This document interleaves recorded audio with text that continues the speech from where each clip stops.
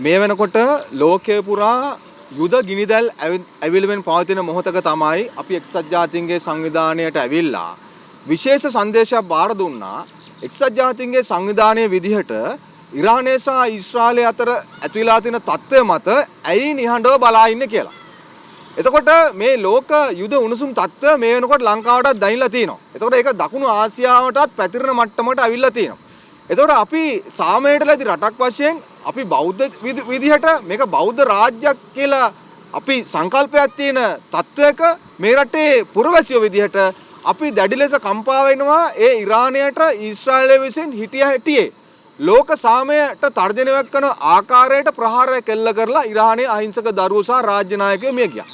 බරපතල ප්‍රශ්නේ තියෙන්නේ අපිට දැඩි සැකයක් ඇති වෙනවා. අපි ඔබ දැක්කා ඔබගේ සියලු විද්‍යුත් සහ මුද්‍රිත නාලිකා වලින් පහුගිය දවස්වල බෞද්ධ භික්ෂූන් වහන්සේලා ඇමරිකාපුර ඇවිදමින් පයින් සැරිසරමින් ලෝකයේ සාමයේ පණිවිඩය දසත සිසාරා අරගෙන ගියා. ඒ යන මොහොතේදී අන්එක්ස්පෙක්ටඩ් විදිහට අනපේක්ෂිත විදිහට ඉරානයට ප්‍රහාරයක් කෙල්ල වෙනවා. එතකොට ඇමරිකාව ලෝකයේ සාමයේ උණෙන් පෙළ ගැහෙනවා ඒ ජනතාව. නමුත් ඊශ්‍රායලය ඉරානයට ප්‍රහාරයක් කෙල්ල කරනවා. දැන් ඇමරිකාව සහ ඊශ්‍රායලය එකතු වෙලා ඉරානයත් එක්ක ලොකු අර්බුදයක පැටලලා තියෙනවා. මේකේ ප්‍රශ්නේ අපිට දැන් දැනමින් පවතින මොහොතක අපි විශේෂයෙන් මතක් කරනවා එක්සත් ජාතීන්ගේ සංවිධානයේ සමාජික රටක් විදිහට මේ ප්‍රශ්නය වහාම මැදිහත් වෙලා විසඳන්න. එක්සත් ජාතීන්ගේ වගකීම මොකද්ද?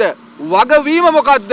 ජාත්‍යන්තර වශයෙන් නෛතික ප්‍රඥප්තිය අනුව මේ වගේ රටවල් යුදමය තත්ත්වයට මැදිහත් වෙලා තියෙනකොට අපි ලෝක සාමයෙන් මැදිහත් වෙන්නේ මේ මැරෙන්නේ අහිංසක මල් කැකුළු අහිංසක දරුවෝ මහල්ලන්ගේ යුද්ධයක් වෙනුවෙන් මේ අහිංසක මල් කැකුළු වල ජීවිත බිලි පූජා දීමට මහල්ලන්ට අයිතියක් නැහැ. ඒකින්ද අපි කියනවා ලෝකේ ඉන්න මහල්ලෝ තමන්ගේ බලය බෙදා ගන්න තමන්ගේ රටවල අහිංසක මල් කැකුළු ජීවිතවලට හෙට දවසේ එළිය දකින්න ඉඩ දෙන්නේ නැත්නම් ඒක බරපතල සාපරාධී ත්‍රස්තවාදී ක්‍රියාවක්. ඒකින්ද අපි කියන එක්සත් ජාතීන්ගේ සංවිධානයේට වහාම කැඩිනම් මැදිහත් වීමක් කළා ඒ ඉරානය සහ ඊශ්‍රායලය අතර ඇතිලා තියෙන තත්ත්වය වහාම සමතය කිරීමට කඩිනම් ක්‍රියාමාර්ග ගන්න කියලා අපි අද දිනේදී එක්සත් ජාතීන්ගේ සංවිධානයට ඒ වගේම යුරෝපා සංගමයට ඉරාන තානාපති කාර්යාලයට ඒ වගේම රුසියානු තානාපති කාර්යාලය ඇතුළු තානාපති කාර්යාල කීපයකට අපි මේ සංදේශය බාර දෙනවා.